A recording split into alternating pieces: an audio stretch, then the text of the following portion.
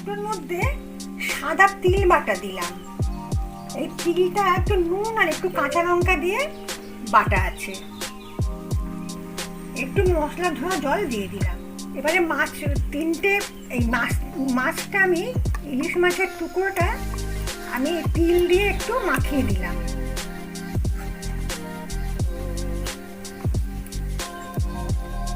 এতে একটু সর্ষের তেল দিয়ে দিলাম।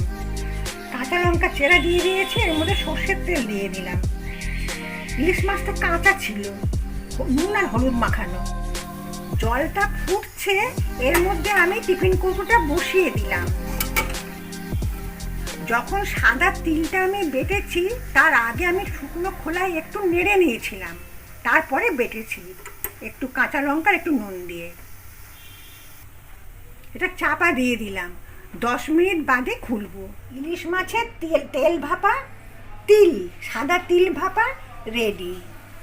আপনারা প্লিজ গরম ভাতের সাথে ট্রাই করবেন, আমার বন্ধু হবেন। নমস্কার।